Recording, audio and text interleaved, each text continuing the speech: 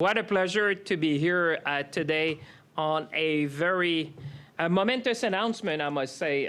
Welcome to the new CEO of Merck Canada. And I think you're making quite an appearance, I must say, with an amazing announcement this morning. So I want to say good morning, everyone. Bonjour à tous. And thank you, Ryan, for that kind introduction this morning. I think that the people of Whitby are very proud to see you today because you bring a very strong and principled voice to Ottawa. And I must say, when you speak, Ottawa listen. And this morning is a very good example of that as we are gathered here today for a very significant announcement for our country. I would also like to say words of welcome to my good friend, Minister Fedeli.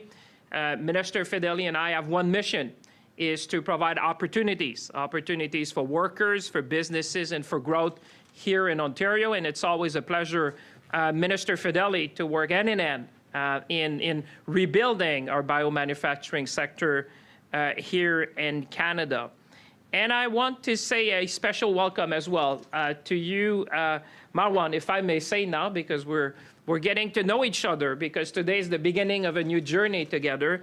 And I want to say to Jennifer Chan, who you heard before, because Jennifer and Marwan, you brought not only leadership, but you brought a vision that Canada would be the stable and predictable and good environment for you to manufacture globally. And I think I want to thank you on behalf of all Canadians who are watching to have chosen Canada and to put your trust in the workers, in the ecosystem we have, and in the market we can provide here in Canada. So we're very, very proud. And I want to say thank you, Jennifer. You were persistent. I remember your text messages. They were constant and many.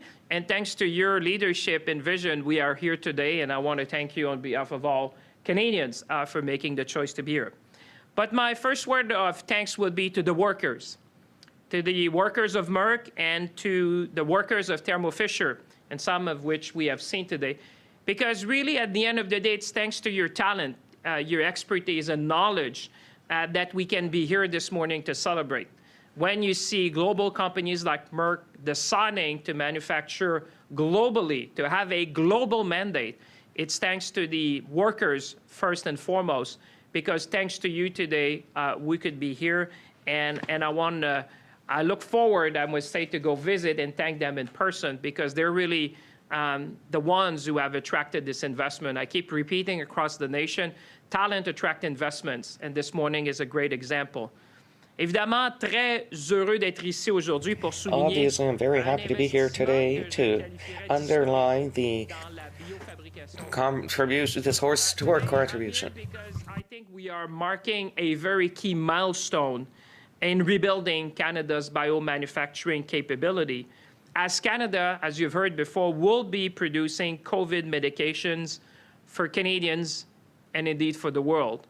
And you're choosing Canada to have one of your three centers of global manufacturing, having a global mandate to make sure that the first oral non-hospitalized therapeutics that will be provided subject to approval by Health Canada will indeed be produced here in Canada for the world.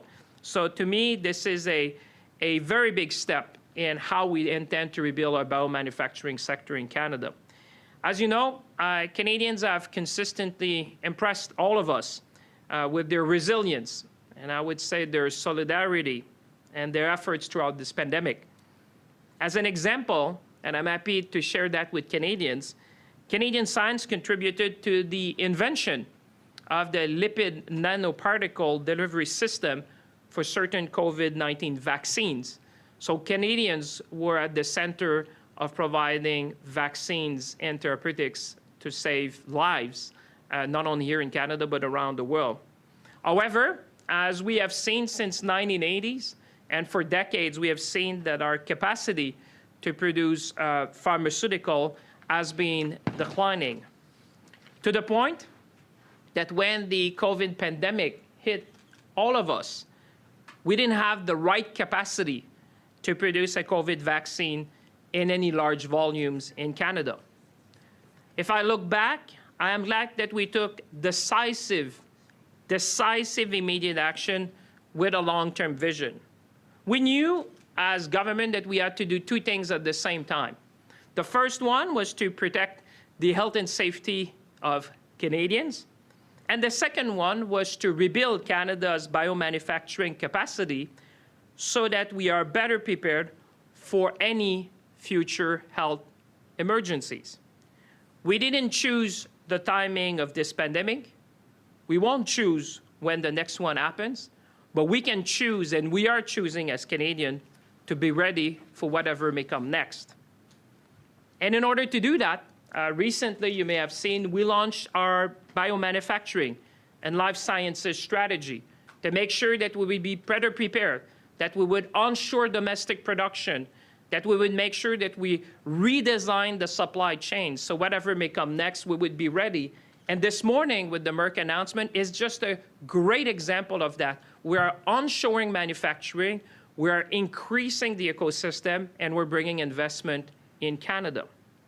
Canada has the talent and the people and a partner in our government and our colleagues from the Ontario government to help this sector innovate, grow, and attract investments. We saw the sector eroded over a couple of decades, but what we have seen is that we have turned this around in a matter of few months in order to make sure that we would land strategic investments. Canada, as you will have seen, can now count on a number of players in the life sciences sector which have decided to either come on our shore or increase their production. I can think of Medicago in Quebec City. I can think of Accelera in Vancouver.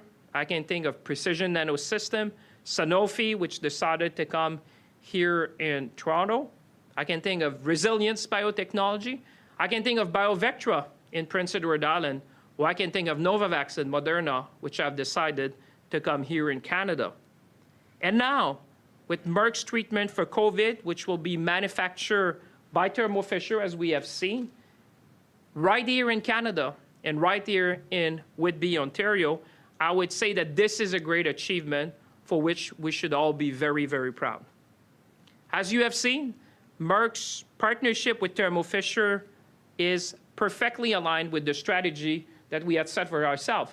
We want a growing and vibrant life sciences sector. We want to provide good jobs to people who work in the life sciences sector, and we want to grow the ecosystem. And this is exactly doing that for the sector, and also not only providing a made-in-Canada solutions for Canadians, but helping Canada to play a leading role in health around the world. So should it receive Health Canada approval, the oral treatment, because we have to see this is an oral treatment for COVID-19, will help prevent hospitalization, and like I said before, will provide a made-in-Canada solutions to Canadians and to citizens around the world. Grâce à l'entente que vous avez conclue avec Thermo Fisher, to the agreement you've made with Thermo Fisher, life sciences will benefit from your investment of $19 million in facilities to increase the production and also create quality jobs in that sector. We have seen and you have signed with Thermo Fisher, we will benefit from your $19 million investment to scale up production, and that was key in order to play a leading role not only here in Canada but around the world. But at the same time, we'll secure and maintain good jobs here in Canada in the sector, and I hope that we can add more as we go. So for me, this is good news for the workers.